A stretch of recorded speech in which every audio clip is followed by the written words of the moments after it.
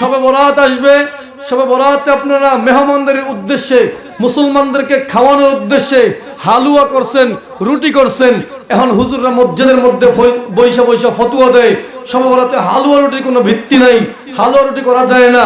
তার ফতুয়া দেয়, আবার জিজ্ঞেস করে এই যে হালুয়া রুটি করলা, হালুয়া রুটি কোন কিতাবে আছে?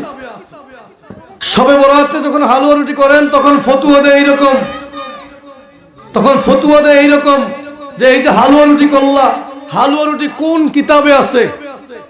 আচ্ছা, এই যে জগের মধ্যে কি আছে বলেন, কি আছে? এখন আমি যদি বলি পানি খাওয়া কোন কিতাবে আছে দেখাও।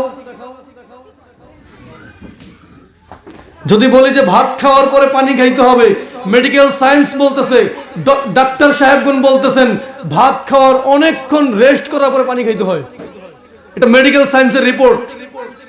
যারা মেডিকেল সায়েন্স নিয়ে লেখাপড়া করেছেন, অন্ততপক্ষে মেডিকেল সায়েন্স না হোক, সায়েন্স নিয়ে যারা লেখাপড়া করেছেন আপনারা খুব ভালো করে জানেন, সায়েন্স বলতেছে, বিজ্ঞান বলতেছে ভাত খাওয়ার পরে কিছুক্ষণ রেস্ট করো, এরপর তুমি পানি পান করো। এই যে আপনি ভাত খাওয়ার পর পানি পান করতেছেন, এখন যদি প্রশ্ন করি এই ভাত খাওয়ার পরে পানি পান করতে হবে কোন কিতাবে আছে?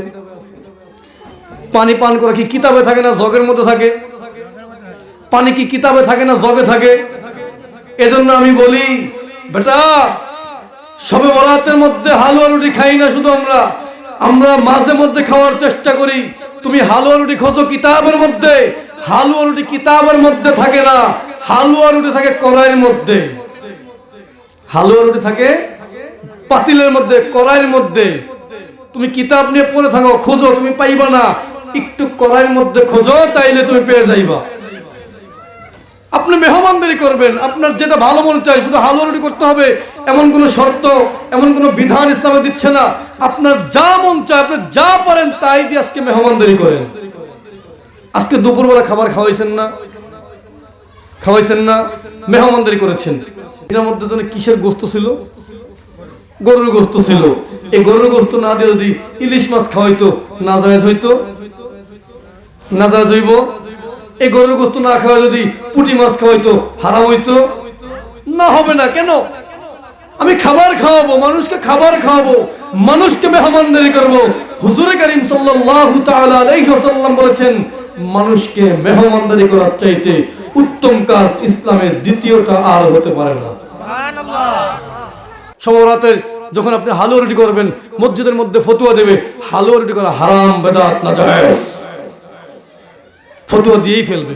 যখন ফতোয়া দেবে ইমাম সাহেব, তখন তো আপনার মনের মধ্যে ভয় ঢুকবে, খাইছে রে, টাকা খরচ করছে, যদি বেদাত হয়, যদি গুনাহ হয়, আমার আমও গেছে, সালাও গেছে। ঠিক না? ভয় ঢুকবে না?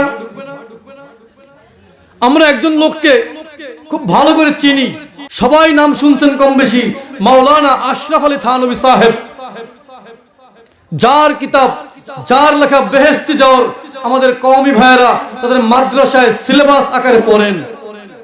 আমার ঘরে কিতাবগুলো আছে। বেহেশতি যাওয়ার 2টা খণ্ড আমার কাছে আছে। এই বেহেশতি যাওয়ার মধ্যে শাবান তথা শবে বরাত হিসেবে একটা অধ্যায় লিখেছেন, একটা চ্যাপ্টার লিখেছেন।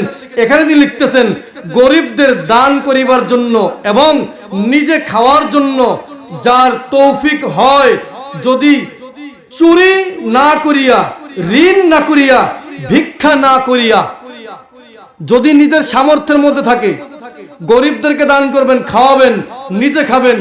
কেন গরিবদেরকে খাওয়াবেন, নিজে খাবেন? কোন কোন শর্তে? যেই অর্থটা দিয়ে আপনি কাজ করবেন, চুরি করা অর্থ হতে পারবে না, ঋণ করতে পারবেন না, ধার করে করতে পারবেন না, এটা ভিক্ষা করে করতে পারবেন না। যদি এইরকম করে হালুয়া রুটি পাকান, কোনো পাপের কাজ নহে, এটা জায়েজ কাজ, জায়েজ কাজ, জায়েজ কাজ, কোনো পাপ হবে না। যিনি ফতোয়া দিলেন তিনি আপনার আমার সবার মান্যবর মাওলানা আশরাফ আলী থানভী সাহেব। অনুবাদ যিনি করেছেন আমাদের গ্রেটার ফরিদপুরের কৃতি সন্তান, জগৎ বিখ্যাত একজন আলেম মাওলানা শামসুল হক ফরিদপুরি সাহেব, সদর সাহেব হুজুর রহমাতুল্লাহ আলাইহি, তিনি এটার অনুবাদ করেছেন, সেটার মধ্যে উল্লেখ রয়েছে। তাহলে আজকে আমরা যদি এই কাজগুলো করি, আমাদের বেলায় ফতোয়া হয় নাজায়েজ, হারাম, বেদাত, অথচ যারা ফতোয়া দেয় এদের এক অংশ কিছু অংশের নিজের কিতাবের মধ্যে যেটা আছে ওটা তারা ঠিক মতো মানে না, ওটাই ঠিক মতো মানতে চায় না। নিজের বেলায় জায়েজ, অন্যের বেলায় হারাম হয়ে যায়।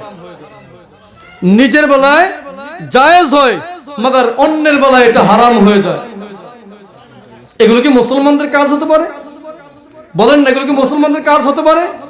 মুসলমানদের বিধান থাকবে একরকম, মুসলমানদের নীতি থাকবে একটা, আপনার জন্য যেটা আমার জন্য ওইটা।